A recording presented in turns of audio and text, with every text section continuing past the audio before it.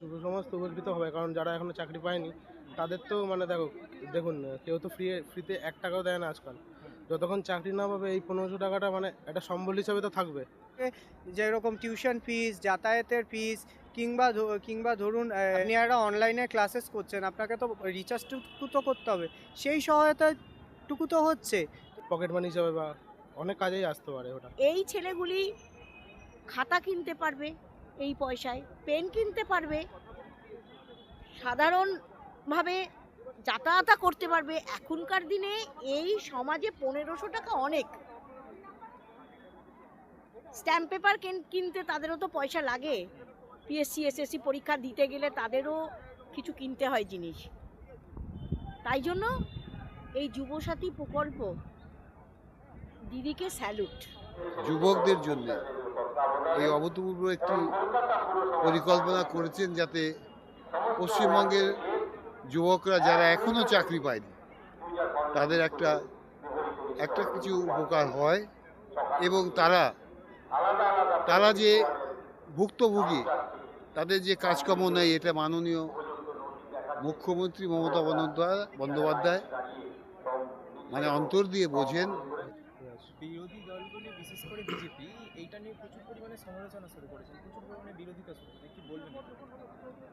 তো বিরোধিতা করার কিছুই নেই, এটা সবার জন্য। এরা যারা তৃণমূল করে তৃণমূলের জন্য, সব মানে পার্টি দেখে না এরা, যাতে বেকাররা কিছু তো হাতে পায়, মানে যতক্ষণ চাকরি না পাবে ওটার জন্য, কোনো দলের জন্য না এটা। দেখুন, অনেকে অনেক কিছু বলতে পারে, অনেকে বড় বড় বাতেলা দিতে পারে যে ভাতা নয় চাকরি চাই। অবশ্যই চাকরি তো অবশ্যই লাগবে, চাকরি পেতে এটা সহায়তা করছে। এই যে যুবসাথী যেটা হচ্ছে পুরো পশ্চিমবঙ্গ জুড়ে, এতে আপনার যারা আজকে এই ফর্ম ফিল আপ করছেন তাদের এইটা পেতে সহায়তা করছে। তো সেই ক্ষেত্রে যারা মানুষকে ভুল বোঝাচ্ছে যে এইটা করলে পরে ক্ষতি হবে, তারা নিজেরা পিছিয়ে যাচ্ছে এবং মানুষকেও পিছিয়ে দেওয়ার চেষ্টা করছে। আমি বলবো যে যারা আমাদের মতো যারা রয়েছেন, সবাইকে বলবো যে আপনারা এটায় অ্যাপ্লাই করুন এবং আশা করছি আপনাদের এটা অন্ততপক্ষে যেরকম টিউশন ফিস, যাতায়াতের ফিস কিংবা ধরুন একটা মোবাইলের অন্তত পড়াশোনা করতে গেলে তো রিচার্জ করতে হয়। আপনি একটা অনলাইনে ক্লাসেস করছেন, আপনাকে তো রিচার্জটুকু তো করতে হবে। সেই সহায়তাটুকু তো হচ্ছে। তো মানুষ যদি মানুষের জন্য যে ব্যবস্থা করে দেওয়া হয়েছে, আপনি কেন নেবেন না?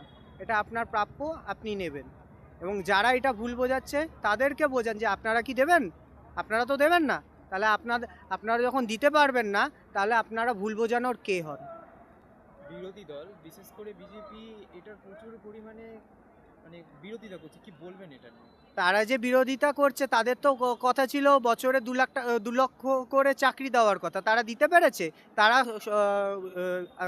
এই মসনদে আসার সাথে সাথে তাদের লিডার বলেছিল যে বছরে 2 লক্ষ করে চাকরি হবে।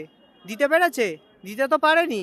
তাহলে যখন মমতা বন্দ্যোপাধ্যায় একটা ভালো উদ্যোগ নিয়েছেন, সেখানে বিরোধিতা করছে, মানে তারা আরও বাংলার কৃষ্টি, সংস্কৃতি, ঐতিহ্য এবং বাংলার মানুষকে পিছিয়ে দিচ্ছে। অসাধারণ প্রকল্প মাননীয় মন্ত্রী মুখ্যমন্ত্রী মমতা বন্দ্যোপাধ্যায় মানুষের জন্য, যুবকদের জন্য এই অভূতপূর্ব একটি পরিকল্পনা করেছেন, যাতে পশ্চিমবঙ্গের যুবকরা যারা এখনো চাকরি পায়নি তাদের একটা কিছু উপকার হয়, এবং তারা যে ভুক্তভোগী, তাদের যে কাজকর্ম নেই, এটা মাননীয় মুখ্যমন্ত্রী মমতা বন্দ্যোপাধ্যায় মানে অন্তর দিয়ে বোঝেন। এবং এইটুকু যদি সামান্য ওদের কিছু ফেসিলিটি করে দেওয়া যায়, তাহলে ওরা কিছুদিন পথ চলতে পারবে। এটা একটা অসাধারণ ব্যাপার। আমরা দেখছি উৎসাহ এবং উদ্দীপনার সঙ্গে সমস্ত টালিগঞ্জে যুবকরা, যুবতীরা এই প্রকল্পটি গ্রহণ করছেন, ফর্ম ফিল আপ করছেন, আনন্দ সহকারে হইহুল্লোড় করে একটা নিজেদের মধ্যে প্রশস্তি নিয়ে এসছেন যে যদি কেউ পারে কোনো কিছু যুবকদের উপকার করতে, সেটা ভারতবর্ষের মাননীয় মুখ্যমন্ত্রী মমতা ব্যানার্জি পারে। আপনি এখানে কি ফর্ম ফিল আপ করতে এসেছেন? আমি ফর্ম ফিল আপ করতে আসিনি, আমি ফিল আপ করতে সাহায্য করছি। যারা যারা ফর্ম নিচ্ছেন, যারা লিখতে অসুবিধা হচ্ছে, বুঝতে অসুবিধা হচ্ছে, তাদেরকে সাহায্য করার জন্য আমি আছি। আমরা দেখতে পাচ্ছি যে বিরোধী দলগুলি বিশেষ করে বিজেপি এর তীব্র বিরোধিতা করছে, কি বলবেন? বিরোধিতা করবেই, কারণ ওদের বিরোধী করা ছাড়া আর কোনো কাজ নেই। কারণ ওরা কি করে মানুষের কাছে এই টিএমসির সম্পর্কে মানে যেটা মানে কুৎসা, সেই কুৎসাগুলো ওরা রচনা করে যাচ্ছে এবং তাতে মানুষ কোনোভাবেই ব্যতিব্যস্ত হচ্ছে না। মানুষ বুঝতে পারছে যদি কেউ কাজকর্ম মানুষের জন্য করতে পারে সেটা টিএমসি করবে এবং মমতা ব্যানার্জি করবে। আপনার খুব ভালো প্রকল্প, কারণ এটা 1500 টাকা করে পাচ্ছে প্রথম কথা। দ্বিতীয় কথা, এটা 5 বছরের জন্য, 5 বছরের জন্য ওনার কাছে রেজিস্টার হয়ে যাচ্ছে কারা কারা চাকরি পাচ্ছে না, ওনার নলেজে আছে তারা চাকরি পাবে। কারণ এখন আগেকার দিনে এক্সচেঞ্জের কার্ড করাতে হতো, এখন তো এমপ্লয়মেন্ট এক্সচেঞ্জের কার্ড নেই, কিন্তু এটা তো একটা রেকর্ড হয়ে যাচ্ছে যে এদের চাকরি নেই। কাজে ওনারও সুবিধে হবে যে এই ছেলেগুলো এই মেয়েগুলো চাকরি নেই, চাকরির কর্মসংস্থান হবে। এই ছেলেগুলি খাতা কিনতে পারবে এই পয়সায়, পেন কিনতে পারবে, সাধারণভাবে যাতায়াত করতে পারবে। এখনকার দিনে এই সমাজে 1500 টাকা অনেক। স্ট্যাম্প পেপার কিনতে তাদেরও তো পয়সা লাগে, পিএসসি এসএসসি পরীক্ষা দিতে গেলে তাদেরও কিছু কিনতে হয় জিনিস। তাই জন্য এই যুবসাথী প্রকল্প, দিদিকে স্যালুট। দিদি বাংলার জন্য যা করছেন এর এর আর কিছু বলার নেই। করে যুবসাথী 21 থেকে 40 বছর বয়সী যারা, আপনি দেখুন মমতা বন্দ্যোপাধ্যায়ের যে মানবিক দৃষ্টিভঙ্গি এবং তিনি যে কল্পতরু, তার প্রমাণ কিন্তু একের পর এক তিনি নেই। তিনি যেটা বলেন সেটা করেন। অথচ উল্টো দিকে কেন্দ্রীয় সরকার, যার মাথায় রয়েছেন নরেন্দ্র মোদী, অমিত শাহরা, তারা শুধু প্রতিশ্রুতি দেয়। প্রত্যেকবার নির্বাচন এলেই এক একটা প্রতিশ্রুতি দেয়, কিন্তু কোনো প্রতিশ্রুতি পালন করে না।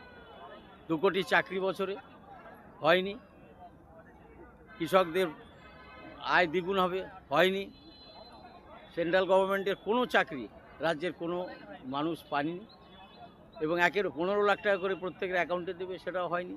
এবং নোটবন্দি করলো, নোটবন্দি করে মানুষের মানুষকে দুরূহ অবস্থার মধ্যে ফেলে দিল। কত মানুষ মারা গেল এই লাইন দিয়ে, কিন্তু নোটবন্দি করে কোনো ফল হয়নি। তিনি বলছেন কালো ধান বাইরের থেকে নিয়ে আসবেন, কোনো কালো ধান আনতে পারবেন। একের পর এক ফেল করেছে, কিন্তু উল্টো দিকে মমতা বন্দ্যোপাধ্যায় একের পর এক পাস করে চলেছে। তো মানুষ কাকে চাইবে? নিশ্চয়ই বাংলার মুখ্যমন্ত্রী চাইবে।